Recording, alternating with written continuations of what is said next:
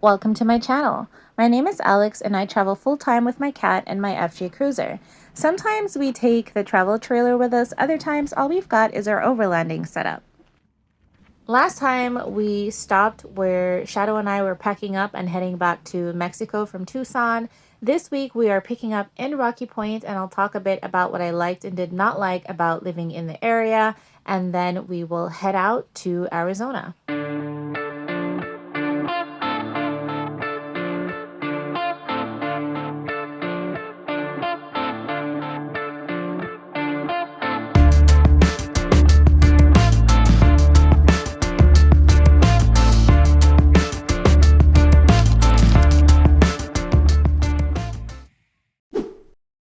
Rocky Point has the most consistently beautiful sunsets I have ever seen anywhere throughout the fall and the winter. It's not okay, it's not great, it's not nice, it's not pretty, it's spectacular. Every single evening that you go to the beach, it's spectacular. I absolutely love that. Mexicans definitely have a reputation for celebrating well, celebrating often, celebrating late into the night, and perhaps not going to bed. And I will say that this was very true of my stay in Rocky Point. There was always something going on, always celebrations and events. And that's always great when you're in a city and you want to get out and have fun. Dia de Muertos was a really big part of why I wanted to be in Mexico until November 2nd, which was my original leave date. You guys know I ended up not leaving at that time. I stayed until March of the following year. But anyways, I really wanted to see it. Unfortunately, there was a date mix-up and I missed the parade that I had been looking forward to. But I did get to go the following day and I saw the decorations. I think that a lot of Americans think of Dia de Muertos as like Mexican Halloween, and that's not like the vibe that I got from the locals when I asked. It seemed like it was more of a day to honor the people that they had lost either throughout the year or earlier in their lives. There's also a lot of live music throughout Rocky Point. A lot of the bars and restaurants calling these bands. Sometimes they play Mexican music, sometimes they play American music, and sometimes it's a mix. I felt very safe in Rocky Point. I was out at night riding my bike, my unicycle, going to the bars. Like, I didn't have any issues whatsoever. But of course, be safe. Don't do anything stupid. There are so many campgrounds and camping spots in Rocky Point that I can't imagine people running out of places to stay, even during the busy season. And every place has something different to offer, like the location or proximity to the beach, proximity to the grocery stores or the bars, restaurants, or do they have a pool or a spa, or they don't, or there's a club nearby. There's so many different things. And I appreciated that diversity of options. To show you a range in prices so that you can kind of get a better idea of what I mean, the first place I stayed at was $680 a month. The last place I stayed at was $300 a month. So I really love that I had choices. The food was one of the top reasons I decided to stay in Mexico.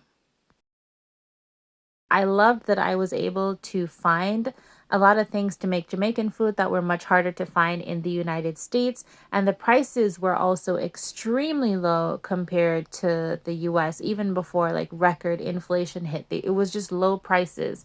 And the prices went up a little bit when I went back recently, but not by much. Depending on how crazy you drive, it's a 45 minute to an hour and 15 drive back to the border. And I love that it was that close. That was very convenient. If you have a private jet, you are welcome to fly to Rocky Point, but for the rest of us, we have to drive. The closest airport is about 4 hours away in Tucson, so that was kind of a hassle, especially when my family wanted to visit. Everyone complained about the internet in Rocky Point, the locals and the expats and the tourists. Telcel made it worse by recently dropping their 500 pesos plan from 12 gigabyte to 6 gigabyte, so now you have to have Wi-Fi or other alternatives. I've been here for a rainstorm and I've been here for Hurricane K. Both storms had a lot of water, a lot of flooding. I just don't like the idea of flooding where salt water is because sometimes that water is from the sea coming in and that can damage vehicles. Sadly, a lot of Americans cross the border, and the things that they would not do to their own people in their own countries because they know it's wrong, illegal, or both, they come to Mexico and want to do it here. I felt really bad for the waiters because a lot of them were allowing themselves to be groped when they were visibly uncomfortable, but they didn't want to say something and then lose their tip. The only issue I had with the locals in Rocky Point was a lot of haggling. You know, everybody wants something. People want to wash your vehicle. You go into a grocery store and you come out and people are trying to sell you something in front of your truck. You leave a restaurant, there's a guy in front of your truck wiping it down with a dirty sandy cloth after you just paid for a custom paint job for your FJ 6 months before. Stuff like that drove me absolutely nuts. But that was the only issue I had with them.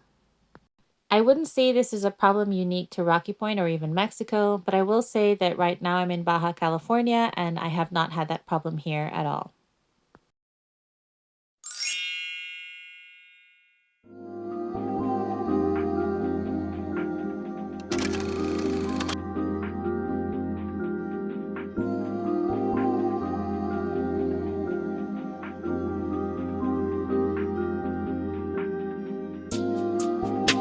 Of course, now that it was time for me to leave, all the things that I had been procrastinating about, I wanted to get done. One of the things at the top of my list was putting the contact paper down in the RV.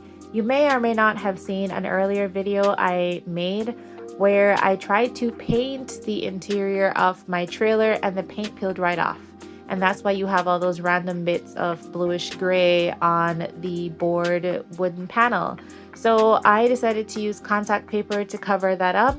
And once I had some up in the RV, I was supposed to finish it, but I left Wyoming and I never got around to it. So before I left Mexico, I made sure that I got that done, and I think that it looks really, really good. The reason I chose to do this, why I wanted to paint, why the contact paper is I cannot stand all the brown in the RV.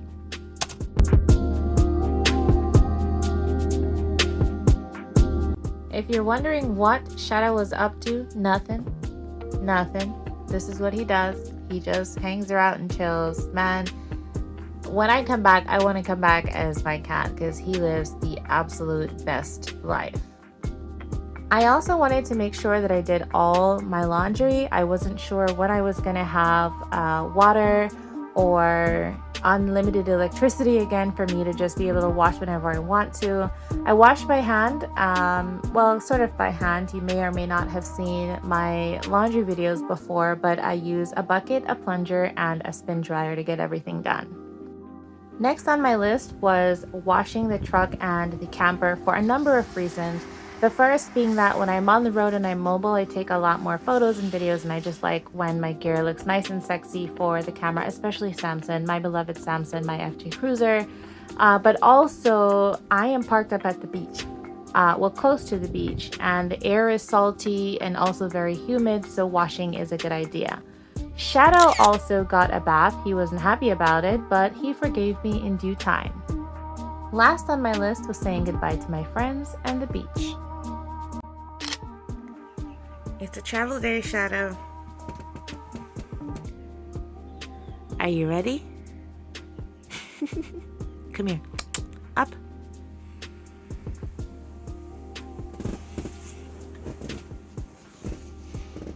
Good boy. People are often very surprised to know that my cat comes uncalled and he knows a few commands. But I can't take full credit for that. Shadow just loves attention. He really just loves attention. He loves to be loved. He loves to be adored. And so that made it very easy for me to train him. However, if there is a stranger around and he thinks he's in danger, that's when he doesn't respond. I typically hitch up and pack everything up the day before, but there were a number of reasons I didn't do that this time. The first is I had a dentist appointment, of course, before leaving Mexico. The second is I was out with my friends pretty late that night. And the third is based on where I'm parked in the RV park. If I did that, I would have blocked the gate. So I decided to pack up the major stuff and just leave everything else for the morning. One of the most important things, though, was checking on my tires. You may or may not have seen a video where I almost had a double blowout going from Utah to Colorado on my way to Wyoming. I never want to experience that again. So I am even more vigilant about taking care of my tires. So it's easier to use my solar generator to do this because otherwise I would have to move the truck. The connections on my air compressors are all cigarette lighters, so that's just what they work with. So while that's getting all nicely filled up because your tires do lose air sitting for a long time, at least mine do, I started checking the sidewalls and the treads to make sure that I wasn't having any issues.